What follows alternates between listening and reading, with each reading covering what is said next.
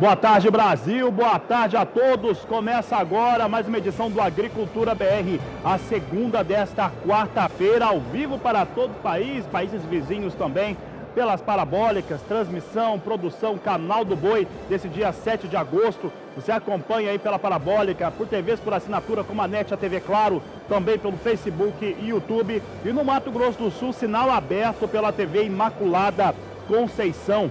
E olha, estou no terceiro Fórum Brasileiro de Agricultura Sustentável. Hoje é o último dia, mas esse último dia tá demais. Muitas discussões importantes, falando a respeito desde comportamento, gestão, passando também por informações técnicas importantes para o produtor rural brasileiro, e já eu falo disso. Você vai acompanhar também nessa edição do Agricultura BR o dólar que segue subindo, vai saber como é que vem a operação com soja nos portos, e eu começo tratando desses assuntos. Você não fica sem os dados econômicos aqui no Agricultura BR, porque nós temos neste momento o dólar comercial seguindo a sua trajetória de alta. É o que você acompanha comigo agora. Nós temos dólar comercial a R$ 3,97. Você acompanha na tela comigo. Você tem a R$ 3,97 mais 5, uma alta de 0,48% para a moeda norte-americana.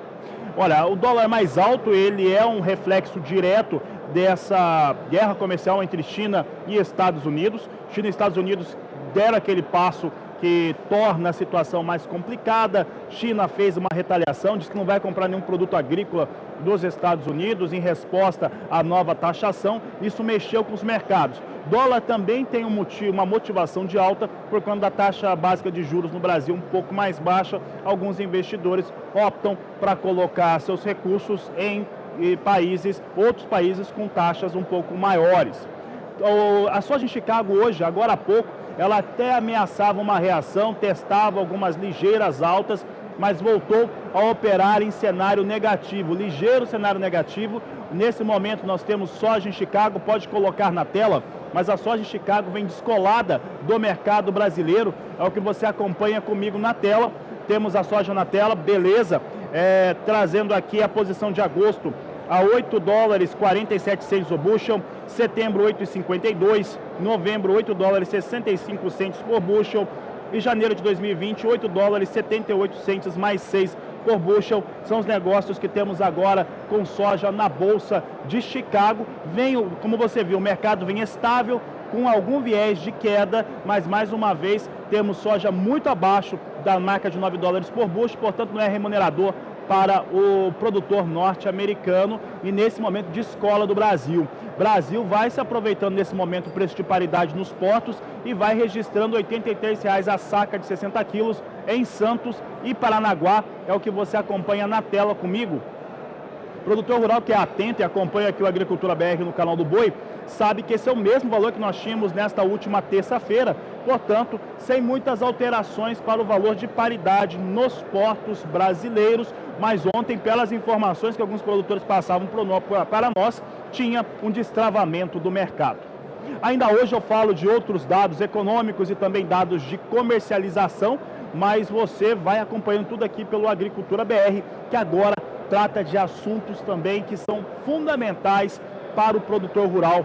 E há pouco, aqui no terceiro Fórum Brasileiro de Agricultura Sustentável, o Antônio Schacker, ele que é zootecnista, falava sobre um assunto fundamental em qualquer negócio, mas na produção rural é mais ainda, fator de gestão, e trouxe alguns exemplos importantes para os produtores rurais que estão aqui, sendo agricultores ou pecuaristas. Antônio, obrigado por participar conosco aqui no canal do Boi, um prazer tê-lo. Antônio, gestão na propriedade. Hoje o que nós estamos buscando aqui é baixar custos, é ter rentabilidade. Os exemplos que nós temos hoje mostram que isso é possível. Como andar para esse caminho? Boa tarde, seja bem-vindo. Muito obrigado, feliz de estar aqui com você. De fato, a única certeza que a gente tem é que a propriedade tem como grande objetivo entregar resultado econômico. E para a entrega desse resultado, a empresa precisa caminhar com a linha da receita superior naturalmente à linha da despesa. E para isso é fundamental que se faça gestão. E fazer gestão é fazer de tudo para bater meta.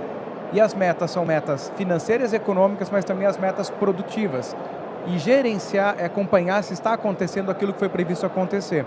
Então, iniciativas que promovam redução dos custos e aumento das margens de forma inteligente, de forma sustentável, são iniciativas que todos os agricultores naturalmente têm interesse. Antônio, você falou algo que é muito interessante durante a palestra, eu acompanhei ela inteira, e você falou a respeito do objetivo, da meta do produtor. Ela tem que ter uma meta, tem que ter data para acontecer, e trouxe a seguinte questão: não é um aumento de produção que se busca, mas se busca rentabilidade, se busca caixa. E aí, quando você fala de caixa, você coloca uma exemplificação muito interessante, porque é onde o produtor rural precisa saber se está dando certo, se está tendo sucesso ou não na sua atividade. Exatamente. Prosperar não é necessariamente produzir mais. Prosperar é ganhar mais. Prosperar é construir um time melhor capacitado. Prosperar é ter uma fazenda que funciona bem sem a presença constante do líder. E essa prosperidade a gente acredita que está intimamente ligada com a capacidade de geração de resultado, e aqui a gente chamou de geração de caixa. E basicamente na agricultura nós acreditamos, no caso do soja, que uma lavoura de soja deve caminhar para ter médias superiores de 12 sacas por hectare de resultado líquido final. Então essa deve ser a meta do produtor, e em cima disso ele constrói o plano de ação. Então foca nas 12 sacas líquidas e cria um plano para que isso seja conquistado. Você também trouxe, o pessoal vai daqui a pouco vai ter no portal do GAAS, do grupo de associados da agricultura sustentável, vai ter essa palestra também disponível, né, a sua apresentação.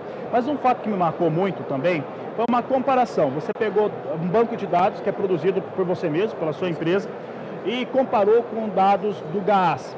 E ali nós vimos custos de produção, né, e alguns custos, inclusive, que o produtor rural ele acaba deixando de fora, né? Eu gostaria que você primeiro apontasse quais são esses principais elementos que formam o custo por hectare e depois o comparativo com quem está trabalhando com agricultura sustentável. Muito bem, nós temos dois componentes de custos básicos na agricultura: os custos diretos e os custos indiretos. Os custos diretos são sementes de tratamento, fertilizantes, defensivos, operações mecanizadas, colheita, frete. E os indiretos, mão de obra, administração, imposto, manutenções da fazenda e alguns investimentos. O que a gente percebeu nesse estudo? A gente percebeu que o componente custo direto, principalmente fertilizantes, defensivos, tem uma distância bastante grande entre os dados das fazendas que a gente acompanha da agricultura tradicional com a agricultura que usa práticas usando insumos biológicos, que aqui está sendo tratado entre todos sustentável. A gente encontrou uma diferença média de R$ 950 a menos por hectare em quem usa essa prática. Devo lembrar que o nosso banco de dados ele é bastante grande para a agricultura tradicional e ainda crescendo para a agricultura chamada aqui sustentável ou biológica. Mas já é um sinal que existe uma diferença importante nos custos de produção entre esses dois modelos. Em alguns momentos, o produtor rural é levado a pensar em relação à sua atividade, se ela é economicamente viável, né? E você até fez uma pergunta interessante, né? Se você continuaria hoje, né? Sabendo que sabe, se continuaria hoje na atividade. Como é que o produtor rural, e aqui nós estamos ao fundo, né? Está tendo um momento de intervalo, agora aqui no terceiro Fórum Brasileiro, mas como é que o produtor rural aqui está respondendo isso? Como é que ele está enxergando essa situação? O produtor rural, antes de mais nada, ele é um grande entusiasta, é um apaixonado. E o nosso trabalho é justamente para que ele permaneça apaixonado, mas calibrando o foco no resultado. Nós entendemos que o produtor, o agricultor, ele deve ganhar pelo menos 3% do que vale o patrimônio total, já somando as máquinas ao ano. E que esse desafio dos 3%, somado às valorizações de terras, faz com que ele seja um empresário muito bem sucedido. Então, o fundamento é que esse produtor apaixonado pela produção permaneça no negócio que seja melhor que qualquer outro negócio disponível na atividade financeira, como, por exemplo, um título do Tesouro e qualquer outro investimento. Então, o produtor precisa realmente trabalhar para entregar, no mínimo, 3% sobre o patrimônio total, mais a valorização da terra. Antônio, o produtor rural que está aqui, ele está em busca de respostas, não há dúvida sobre isso. As margens hoje são apertadas para quem trabalha com agricultura, são apertadas também para quem trabalha com pecuária e qualquer erro te joga no vermelho, te coloca numa situação ruim. Quais são os elementos que o produtor rural, o gestor agora, falando de gestor empresarial rural, o que ele tem que observar, quais são os elementos que ele precisa observar para ter resultados efetivos? Muito bem, os elementos que ele deve observar são 5. Primeiro, foco nas finanças e uma excelente gestão dos fundamentos financeiros, tanto meta quanto acompanhamento das finanças. Segundo elemento, capricho muito grande na operação, na produção. Ele precisa dominar profundamente os aspectos de produção. Terceiro elemento, ele precisa ser bom de gente. O que é ser bom de gente? Atrair, treinar e reter excelentes pessoas para que a fazenda seja composta por um time acima da média. Quarto elemento, gestão. Ele precisa acompanhar se está acontecendo aquilo que foi previsto acontecer. E por último, esse líder, esse produtor, precisa criar uma cultura forte que é permear valores em relação a todos os funcionários. O valor da disciplina, o valor do asseio, o valor da transparência, o valor da comunicação. Com o equilíbrio entre esses 5 componentes, ele vai conquistar uma fazenda que vai entregar um resultado muito acima da média nacional e com margens que nenhum outro negócio entrega. Antônio, nesse aspecto que você falou, você frisou muito a questão de gente, da equipe de trabalho dentro da propriedade rural, e seguramente isso vale para qualquer empresa, né? Isso é um aspecto interessante. Você falou em atrair, selecionar e reter, né? A retenção também é um aspecto de desafio para o produtor, que depois que ele treina, ele fez um investimento nesses produtores, né? Nessas equipes. Em relação a essas equipes de trabalho, como que a cultura da empresa rural, ela passa para essas pessoas?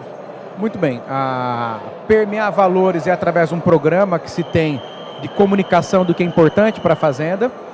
E reter talento é uma combinação de desafio e recompensa. Gente acima da média merece ganhar acima da média. Gente que faz mais precisa do desafio. Então é criar uma cultura que respeite a entrega, uma cultura meritocrática, mas principalmente uma cultura onde as pessoas percebam que a empresa está crescendo, que a empresa está evoluindo, que ela queira permanecer nessa fazenda, porque amanhã a fazenda estará melhor e maior do que ela está hoje. E isso tudo tem ligação íntima com o comportamento desse líder que permeia essa transparência e inspira. Amanhã a gente vai estar melhor que hoje, continue conosco. Tá certo, Antônio Schacker. Quero agradecer a sua participação. Esse toque que a gente está ouvindo aqui, né? Teve um toque, uma espécie de sirene, exatamente. Né? Parece uma bateria. Quer dizer o seguinte, está avisando o pessoal aqui, os congressistas, que vai ter reinício lá.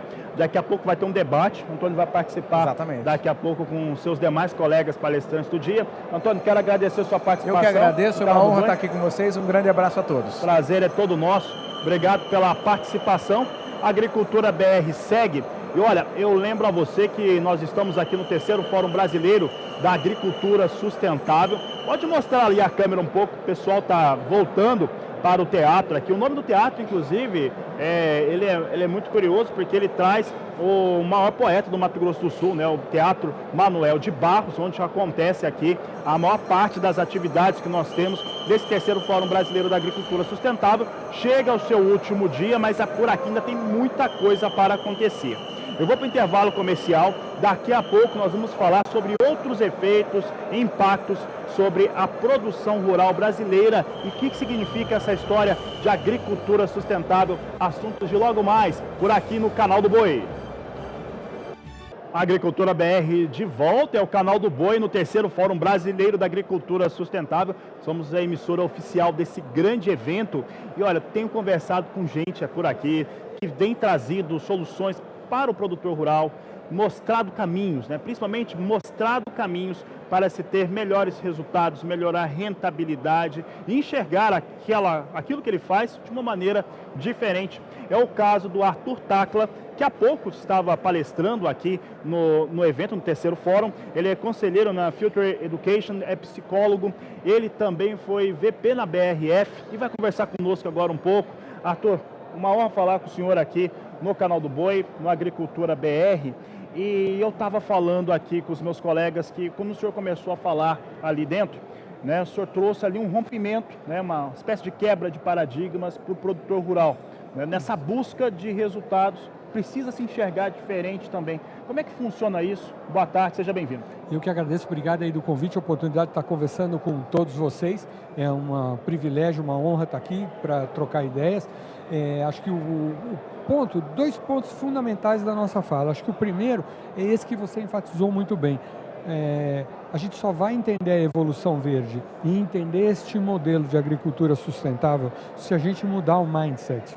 Então, não dá para você poder explorar e tirar todos os benefícios que são muito grandes de um modelo desse, se a gente continuar pensando com o modelo e a lógica da agricultura tradicional. Ela não ajuda a gente a entender toda essa complexidade que é a realidade de um manejo ecológico e sustentável. Então, acho que o maior desafio para que a gente consiga ter sucesso e o empreendedor, o produtor, o fazendeiro conseguir ter sucesso nessa nova realidade, é ele entender que o contexto dele de produção mudou e vai mudar radicalmente, com muita velocidade, e que a gente precisa mudar o jeito de pensar. Essa é a coisa mais importante que ele precisa investir. Nesse sentido de alterar o modo de pensar, o produtor rural passa a ser o principal, ele mesmo o principal aspecto de mudança, sendo na sua propriedade ou no ambiente no qual ele está inserido? Eu acho que essa colocação que você fez, ela é preciosa, porque nos modelos e na nossa nova realidade, a grande primadona, o grande popstar, a peça-chave da cadeia é o produtor. A gente precisa voltar a ter modelos que ele ocupe esse lugar, mas isso não vai acontecer se ele não ocupar esse lugar também. Se ele continuar no lugar que ele é vítima ou que ele é algoz, a gente não ajuda ele a ser esse grande protagonista de transformação da realidade. Então, nesses modelos, é justamente a relação do produtor conversando e acessando diretamente o cliente, o consumidor final, que a gente vai poder criar uma nova realidade. É nisso que eu fortemente acredito. Na sua experiência, né, pelas grandes empresas multinacionais que o senhor passou, inclusive BRF, como coaching, atuando em vários segmentos, como que é essa relação entre quem produz, e aí pode ser o produtor rural, pode ser a indústria, mas com o seu consumidor, o que ela favorece para ter resultados como esse que estão sendo esperados aqui por quem participa do fórum? É muito legal, acho que a sua pergunta abre a possibilidade de aprofundar um aspecto que eu não falei, eu vou dar um passo atrás. Então, a Revolução Industrial, que foi um grande marco de transformação da humanidade e do planeta, ela tinha uma grande questão para responder, um grande problema. Qual era o grande desafio? A população estava crescendo, estava tendo um adensamento, justamente pelo fortalecimento da agricultura, as pessoas passaram a ter mais comida, as guerras estavam diminuindo. Então, como é que você resolvia o problema da escala? Como é que eu ofereço comida, roupa? Como é que eu dou condições para as pessoas e aquilo crescendo muito rapidamente? Então, o processo de industrialização, ele visa resolver isso. Como é que eu faço isso? No mundo atual, esse não é mais o problema e ele não é suficiente para responder. Eu continuo com a questão da escala, mas ela não é suficiente, porque eu preciso da sustentabilidade. Então, a solução que a gente encontrou, os modelos de produção e organização, eles existiam de uma lógica, era make and sell. Eu faço o que eu acho que é certo e empurro no consumidor. A transformação do digital, a revolução tecnológica com a comunicação, a primeira onda com a transformação da tecnologia, o que ela está fazendo? Ela empoderou ainda mais o consumidor. Então, o que acontece hoje? É o consumidor que decide. Então, hoje, as grandes empresas, todas as empresas, em qualquer indústria, o que a gente está fazendo? A gente está aprendendo a criar um mindset onde inclui o consumidor. A gente chama isso de consumerização. Então, o modelo deixa de ser eu faço o que eu quero e empurro nele, através do marketing. Passa a ser um modelo de sense and respond. Eu identifico, eu observo, eu conheço o consumidor, eu identifico o que ele precisa e eu ofereço para ele soluções que sejam adequadas para a realidade dele. Então, essa é a grande transformação. E isso não é óbvio. Os nossos modelos, então, de gestão, de organização, eles não estão desenhados para isso. Eles estão desenhados para empurrar. Então, a gente precisa fazer um outro modelo. Quando a gente pega um modelo como esse, da evolução verde, da agricultura sustentável, biológica, você vai vendo que ele já é um modelo que a gente tem que entender cada talhão, a gente precisa entender os vários agentes. Então, aqui, o produtor ele precisa conversar com todos os seres vivos na produção, então ele precisa entender do fungo, da bactéria, ele precisa falar com o cultivar, ele precisa entender essa linguagem e ele precisa entender a linguagem do consumidor. E o consumidor quer cada vez mais rastreabilidade, cada vez mais transparência e cada vez mais saúde. Essa é a tendência mundial, a gente já sabe que isso vai acontecer. Olha só, um outro aspecto, eu vou também trazer agora, tentar trazer uma analogia de informações. O senhor falou a respeito desse momento que o consumidor, e a internet das coisas permite muito isso, né? O consumidor dizer muito claramente o que ele quer. Se nós trazermos isso lá para as escolas de administração, principalmente a escola japonesa, né, chamada toyotismo, né, de alguma forma, é basicamente on demand. Você só produz se tiver comprador e muitas vezes pago. Já pago, né? Quando a indústria estava fabricando, já estava até comercializado, pago aquele produto ali. Você acredita que nós podemos caminhar com a produção rural para exemplos como esse, além de produzir aquilo que o consumidor, né, ou quem vai chegar no consumo final, precisa ou quer, ainda em algum momento começar a ver essa comercialização até antes, né? Você já está pago aquele produto antes mesmo, não só de mercado futuro, mas de fato pago por aquilo que vai ser produzido? Eu acho que a gente vai caminhar para isso e talvez na agricultura a gente consiga ainda ir para modelos mais sofisticados, da gente poder, a partir dessa relação construtiva e criativa com o consumidor, poder oferecer soluções que ele talvez nem imaginasse que a gente pudesse oferecer. Então, por exemplo, se por nanotecnologia, por CRISPR, por umas diferentes tecnologias, eu posso oferecer para ele alimentos que vão substituir o remédio. Ele não sabe isso hoje, mas se eu ajudar a saber que o produtor hoje já tem tecnologia disponível, que ele poderia criar o alimento como um remédio e que isso tem um impacto incrível na qualidade de vida dele. Porque as doenças que a gente tem hoje não são doenças infecto-contagiosas, são doenças de estilo de vida. Então eu preciso ajudar. Então, como é que o produtor vira um grande parceiro do consumidor em ajudá-lo a fazer escolhas saudáveis, em fazer ofertas que enriquecem a vida, o viver e o conviver dele? Então, eu vou levar mais valor agregado para ele na mesa. E isso pode nascer na propriedade. Então, isso já pode começar aqui, da raiz, desde o berço. Então, essas são possibilidades que a gente tem de talvez expandir o modelo on demand, sabe? E a gente poder ir criando essa clusterização que vai acontecer na sociedade, porque a gente vai ter que ter muitas ofertas diversificadas. Então, quando a Toyota oferece, ela está oferecendo um carro. O agro vai ter a chance de oferecer carro, avião, vários instrumentos e várias soluções diferentes. Desde a democratização da proteína para um cara hoje que tem mais de 1 bilhão de pessoas que nunca tiveram acesso a uma comida, a uma proteína, a gente vai poder oferecer isso e oferecer esse alimento saudável. E eu vou poder botar isso tanto na salsicha, quanto poder colocar num produto modelado, um omelete criado a partir do feijão. Maravilha. Arthur Tacla, poderia conversar com o senhor agora durante 1 hora. São realmente pontos de vista que trazem, realmente mostram uma revolução. Tenho certeza que o produtor rural no Brasil inteiro que está nos acompanhando gostou bastante, né? E eu quero agradecer sua participação aqui no Canal do Boi. Realmente foi uma entrevista muito positiva aqui para o produtor rural para enxergar essas possibilidades. Obrigado. Eu que agradeço, obrigado aí do convite. Você como produtor, a chance de transformação no futuro está com você. Essa possibilidade de criar esse novo futuro está na sua mão. E a gente vai poder se beneficiar demais desse seu movimento e estamos disponíveis aí para continuar essa conversa. Obrigado aí do convite. Obrigado, Arthur. Um grande abraço ao senhor. Está aí a entrevista trazendo aí informações preciosíssimas para o produtor rural, para o entendimento do ambiente no qual ele está inserido. Olha, eu vou para mais um intervalo comercial. Daqui a pouco eu volto recebendo mais membros aqui que estão participando do Fórum Brasileiro da Agricultura Sustentável. Nós voltamos em 3 minutos. Agricultura BR de volta, estamos aqui, o Canal do Boi presente no terceiro Fórum Brasileiro da Agricultura Sustentável, somos a emissora oficial, estamos trazendo aqui tudo que acontece nesse grande evento que chega à sua terceira edição.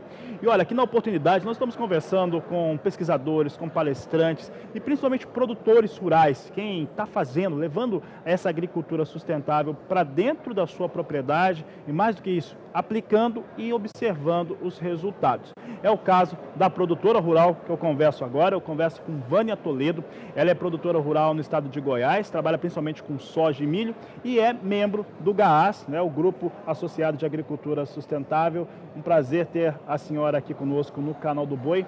Como é que foi esse início de trabalhar com a agricultura sustentável? Boa tarde. Boa tarde a todos. Começamos há mais ou menos 4 anos atrás com problemas de custos financeiros na agricultura. E como eu e meu esposo já tínhamos assim, a intenção de começar a fazer um trabalho diferente na fazenda, foi a oportunidade. Quando os custos ficaram muito exorbitantes, nós começamos a procurar um outro tipo de agricultura, um outro manejo. E foi quando nós começamos a nos unir a outros agricultores da região que tinham as mesmas demandas que a gente, que queriam fazer uma agricultura diferente, mais sustentável, né? E foi quando conhecemos alguns produtores da região, conhecemos o Rogério e nos unimos a ele no objetivo de conseguir executar esse trabalho. E aí começamos a fazer o uso de cobertura verde no consórcio entre plantas para proteger o solo. Começamos a fazer o uso de biológicos on-farm e também o uso de pó de rocha e começamos a ter resultados.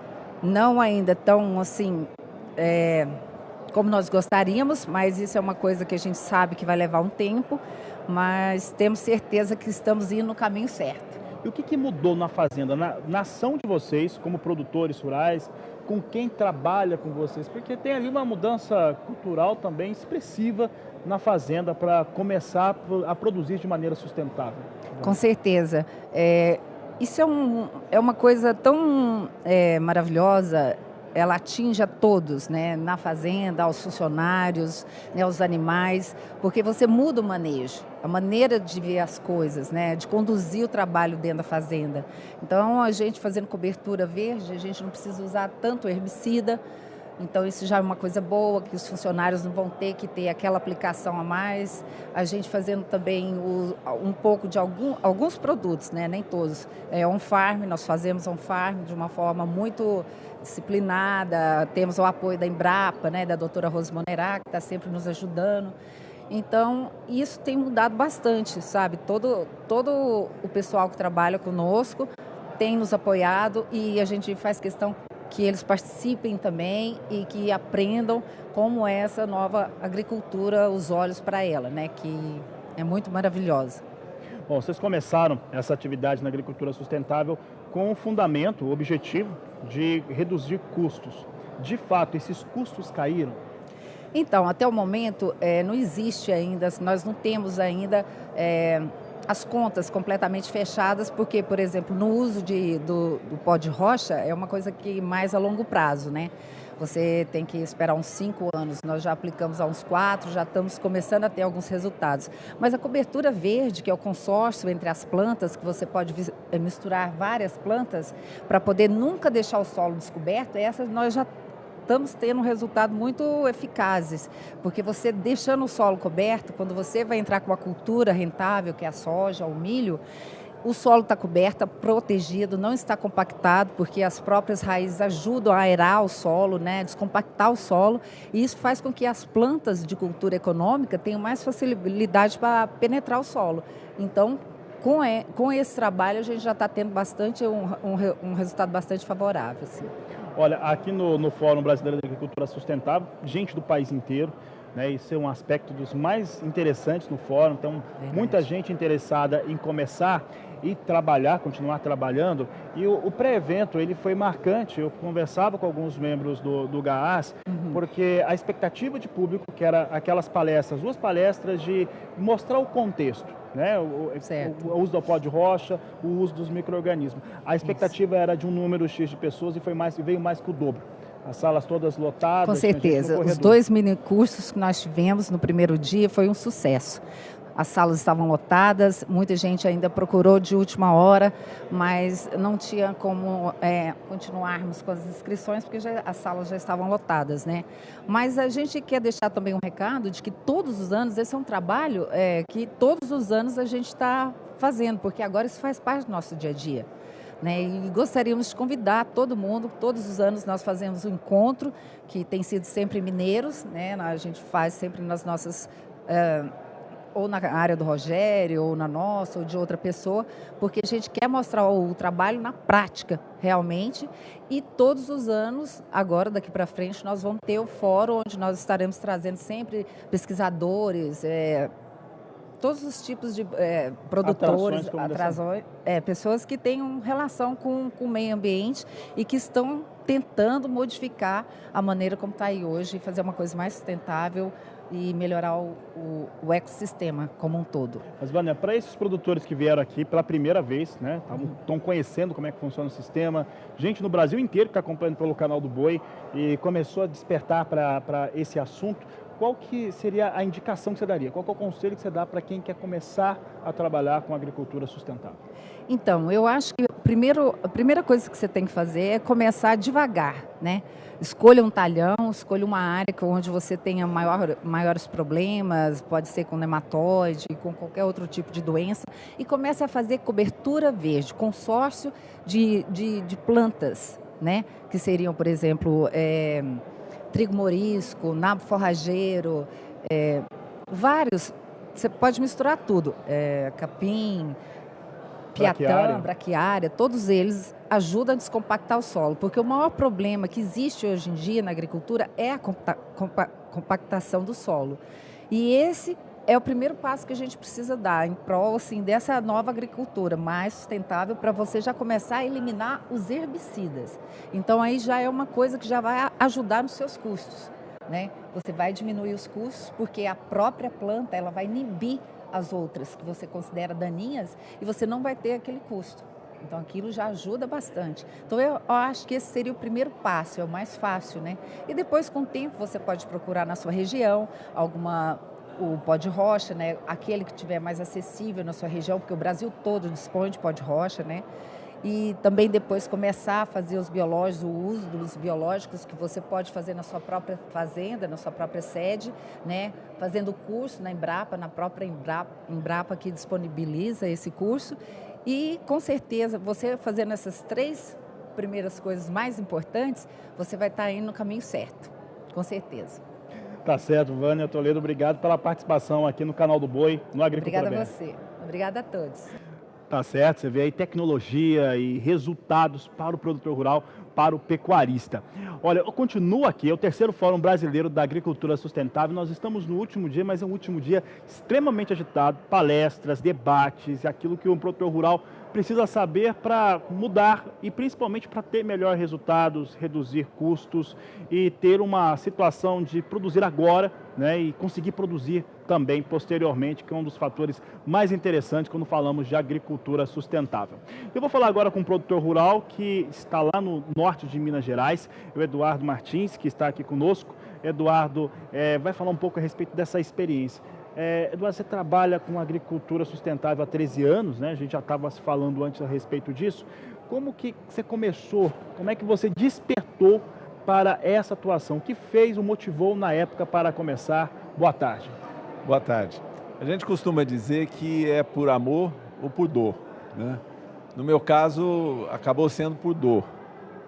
O preço do adubo estava muito alto, eu estava numa fase que eu estava implantando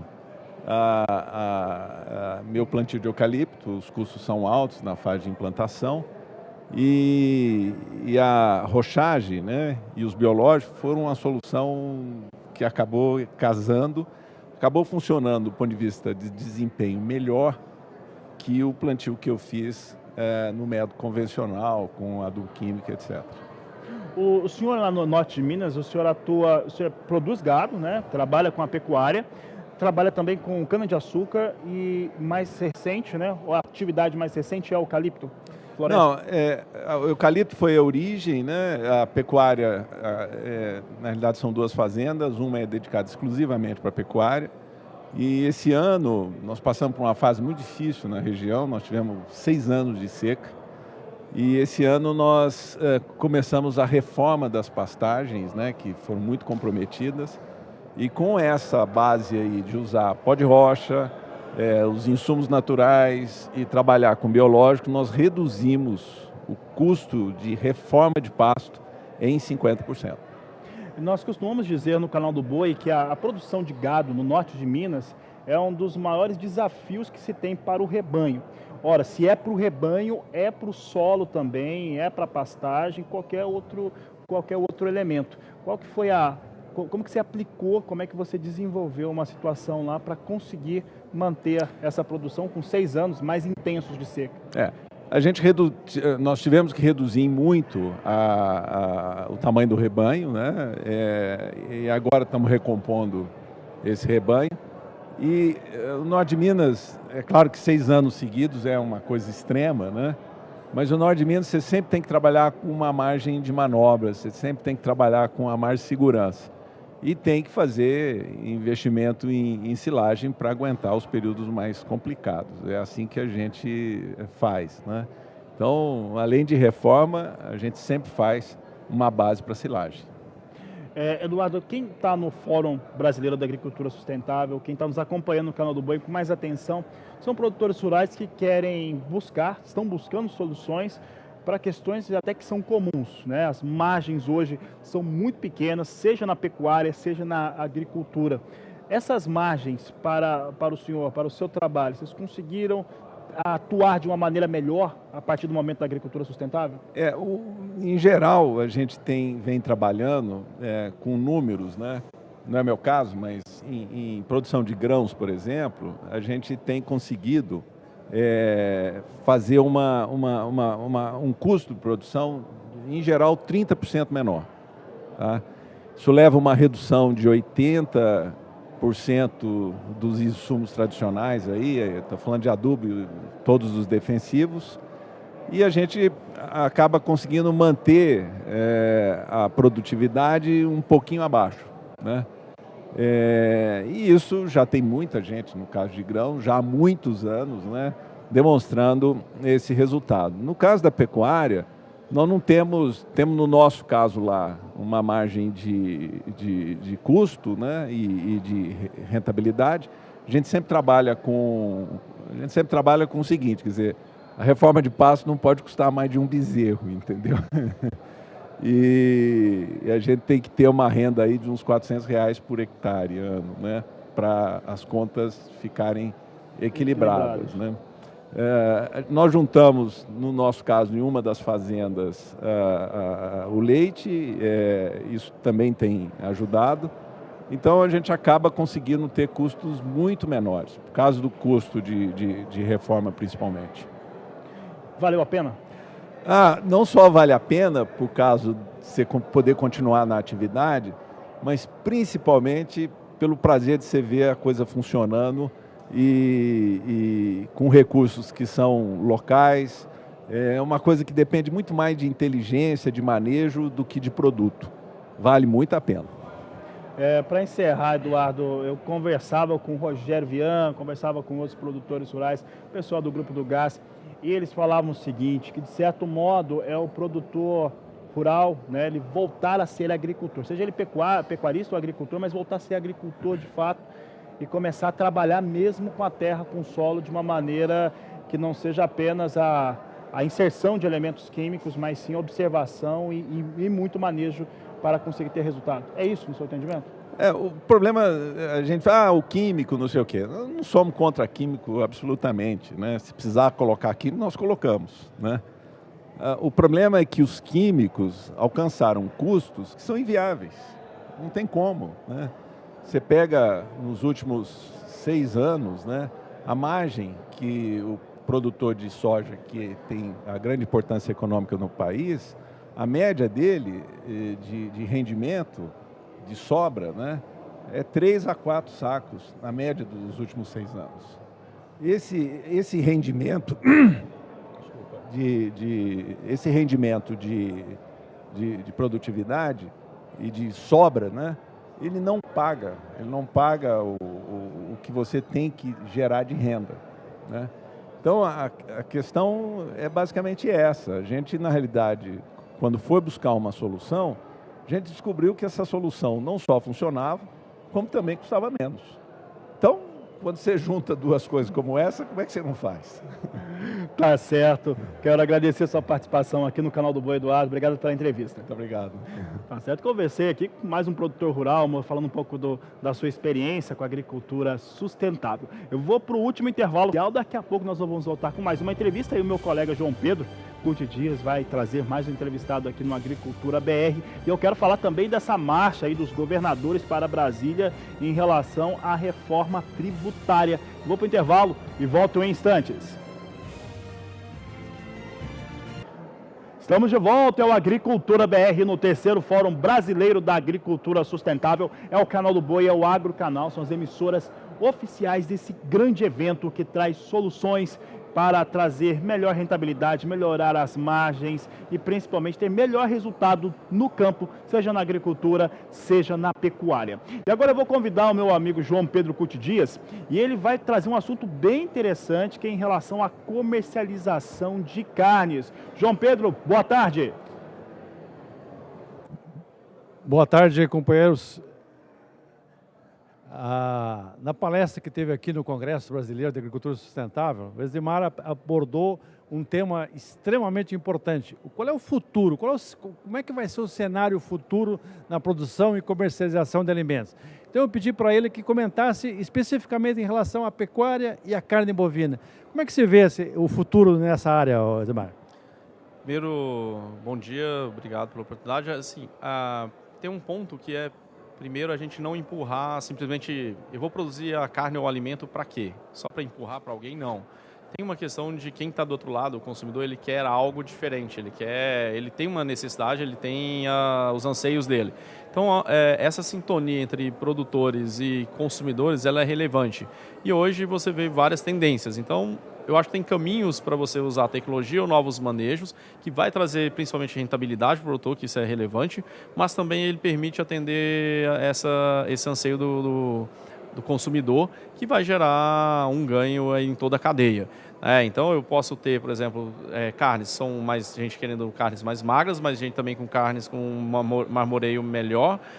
Eu tenho um acabamento melhor ou alguma peça com corte especial. Então, como eu consigo fazer, qual o animal ali que vai ter essa configuração e também fora os outros manejos que eu posso trabalhar com integração lavoura, pecuária, floresta, que também vão trazer rentabilidade para o produtor. Outra coisa que você comentou, hoje o pecuarista investe, está investindo em ETF, cruzando raças britânicas com o Nelore, está fazendo suplementação, confinamento, mas como é que ele consegue transformar isso em melhor renda para ele? Efetivamente, por exemplo, tem um ponto básico que na hora que eu penso tem um conforto e o bem-estar também do animal. Se ele está melhor, ou está menos estressado, ele também vai dar mais retorno, vai ter melhor acabamento, vai ter uma rentabilidade ao final. Um exemplo claro, cada vez que eu levo o animal para o curral para fazer algum manejo com ele, então a gente tem as campanhas de aftosa aí, que são obrigatórias, cada vez isso quer dizer 10 dias para o animal recuperar o estresse que ele passou de perda de peso. Então, se eu consigo ter tecnologias cada vez melhores, que eu não evito ao máximo esse manejo, isso também vai trazer para ele conforto ambiental, de temperatura, ele também converte melhor. Ter controle de pastagens para ajudar a estimular a massa foliar, isso também vai trazer melhor conversão e, logicamente, ganhos para o produtor. Então, efetivamente, quando eu faço essa conjuntura, isso vai trazer às vezes menores custos e maior preço, que dá a margem maior para ele ao final. Outra coisa, será que o produtor, o pecuarista, consegue comunicar isso à sociedade? Não só aqui o mercado interno brasileiro, mas lá fora, que falam tanto mal do Brasil em termos de desmatamento, isso e aquilo. Será que não está faltando uma linguagem, uma melhor comunicação do pecuarista com a sociedade e com os consumidores, em última análise? Eu até penso assim que a visão que se tem do agro um pouco é quase como se fosse uma escola de samba, né? Vai a pecuária na frente, a ala de abertura para desmatar, depois vem alguma coisa de agricultura, vem cana e assim por diante. Então é uma escola de samba passando, é a visão que se tem lá fora. Efetivamente a pecuária não comunica bem, a gente tem uma dificuldade até nos padrões, por exemplo, cotas Hilton, que é um valor prêmio, que a gente tem direito, a gente não consegue preencher, enquanto a Argentina consegue preencher isso há muitos anos e sempre pedindo mais. A gente não consegue, apesar do rebanho e da qualidade. Também tem uma questão do marketing da carne, porque se você for um restaurante e falar qual é a carne boa, você acaba, assim, no final, você sabe que a brasileira tem um padrão, mas você vai olhar para um ancho argentino, para alguma outra coisa uruguaia. E a gente tem carnes excepcionais aqui. E aí vem o manejo, como que a gente faz isso, mostrar essa qualidade, essa rastreabilidade também para o consumidor. No final, tem alguns pontos, que é transparência na cadeia, eliminação de subjetividade de análise, tem que analisar aquilo que é real e se tiver que corrigir, corrija, e se tiver que também ser bonificado, seja bonificado. O ponto é que fica obscuro na cadeia, prejudica demais sempre o produtor, ele é o elo mais fraco. Então precisa também fazer essa comunicação institucional e para o produto brasileiro em outro patamar. A organização dos produtores também não é um outro ponto que hoje há uma certa carência. Eu comentava com você antes da entrevista, você pega o Paraná com as cooperativas de carne, o produtor deixou de vender o boi, passa a vender carcaça, vender a carne pronta. Não seria um outro passo que os pecuaristas poderiam ter para agregar valor ao seu produto? Sim, eu acho que tem novos arranjos, assim, porque a gente está num momento de virada, uma cruzada que a gente vai perder subsídios cada vez mais do governo, então não adianta pedir, sentar assim, eu quero um estado mínimo e a primeira coisa que eu peço é mais subsídio. A gente vai ter que buscar novos arranjos, sejam eles criativos ou organizacionais e financeiros. E uma das coisas é justamente esse modelo. Então, por que não grupos de produtores ter, por exemplo, um frigorífico? O frigorífico, se a gente pensar, grosso modo, fazendo um paralelo com a agricultura, ele está para o pecuarista, assim como o silo está para o agricultor. Ele é essencial. Mas eu ter uma planta de frigorífica na minha propriedade não é viável em cima do volume, da escala de produção. Então, mas por que não, justamente, eu ter algo regional que eu consiga trabalhar, eu consiga fazer algo diferenciado? Tem caminhos nessa linha. Em Patos de Minas também hoje existe frigoríficos nessa linha, associação de produtores. Então, eu acho que a gente tem bons exemplos pelo país para serem observados, novos arranjos e a gente começar a dar um passo além nessa cadeia. Ok. Era essa a palavra do nosso conferencista de hoje, que eu acho que é uma mensagem importante para o senhor e para a senhora que trabalham na pecuária. O futuro existe, nós temos que criar condições para que a gente possa melhorar a rentabilidade, manter a sustentabilidade e com isso você sobrar alguma coisa a mais no seu dia a dia, né, Aldemar? É isso. No final, a conta principal não é só produtividade, né? A gente pensa quando todo mundo veio subindo aqui com a agricultura para Mato Grosso, Goiás, o Centro-Oeste como um todo, nota fiscal de soja tirada como feijão, 20 sacas eram excepcional.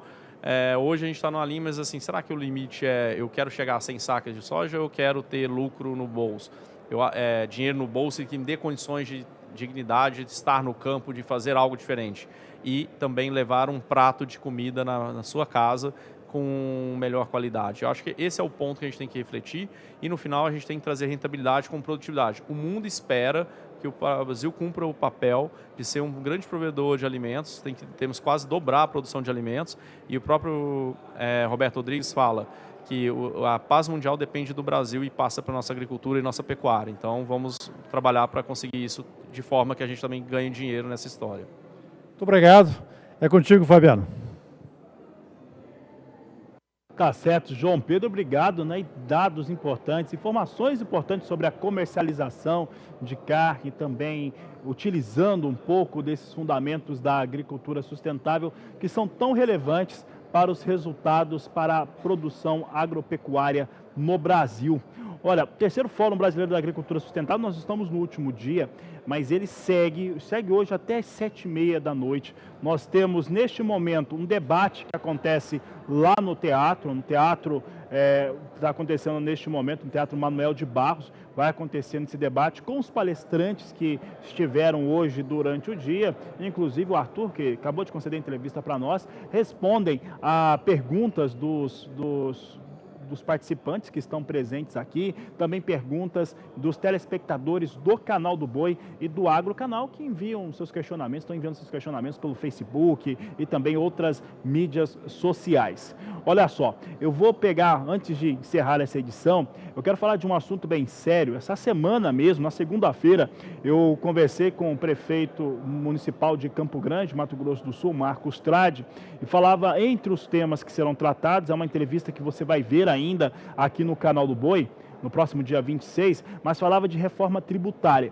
E essa reforma tributária ela é importante para a organização de estados e municípios. E aí existe uma pressão bastante forte dos governadores para que os estados sejam inclusos na proposta da reforma tributária. E eles estão fazendo uma corrida a Brasília e é o que você vai conferir agora na reportagem de Saulo Lopes. A reunião do Consórcio de Governadores Brasil Central inclui os 4 estados do Centro-Oeste, mais Amazonas, Tocantins e Rondônia. Então, o sentimento da sociedade é de aprovar a reforma da Previdência. Ora, não tem por que excluir estados e municípios.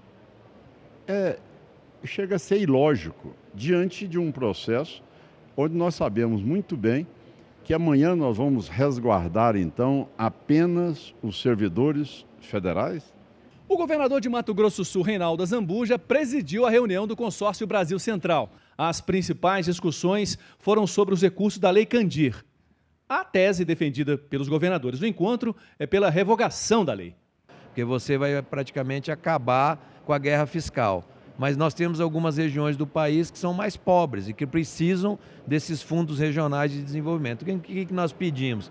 Que ele seja colocado na Constituição, para a gente não correr os riscos, como nós corremos hoje, da Lei Candir, que a gente acaba desonerando um setor e não é ressarcido pela perda que os estados têm. Então, uma das preocupações de todos os governadores é que os 2 fundos estejam inseridos na Constituição e que aí os secretários de Fazenda dos estados vão fechar um texto que deve ser o texto consensuado. De Brasília, Saulo Lopes. Tá aí, é uma situação que está sendo alertada, solicitada pelos governadores de todo o país e podemos dizer que os mais de 5.000 municípios também lutam pela a mesma questão, a inclusão da reforma tributária. E ao contrário do que muitos posicionam, né, ou possam ter um entendimento, a reforma tributária ela não necessariamente ela traz algum benefício, ou seja, uma redução neles, mas sim traz organização de maneira que os recursos eles possam ficar, seja nos estados, seja nos municípios, o que é melhor para o desenvolvimento local em cada região, em cada estado, em cada cidade. Mudo de assunto agora, porque eu quero falar a respeito de, agora, encerrando essa edição da Agricultura BR, quero falar um pouco a respeito de mercado, principalmente mercado de soja. Olha só, algumas informações que vão chegando aqui no Agricultura BR. Eu lembro que amanhã é dia de relatório, né? Relatório de vendas e exportações. Nós temos uma grande atração pelo Canal do Boi, que é o evento, leilão da CFM. Então, nós vamos estar juntos ali. Se der para entrar, a gente entra, traz as informações. Se não der, você vai ter as informações no nosso portal, através dos boletins no sba1.com e também nas nossas mídias sociais. Mas o que eu quero dizer é o seguinte, olha só, a safra norte-americana 2019-2020 começa com um nível mais baixo de comercialização antecipada. Quer ver como é que fica isso? Olha só, normalmente, pegando ano a ano, os norte-americanos começam o ano com 20 milhões de toneladas de soja negociada. Essa campanha 2019-2020 vem com módicos 3 milhões e 300 mil toneladas. Eu não vou nem calcular quanto que isso representa de queda na média de produção, mas o motivo é óbvio.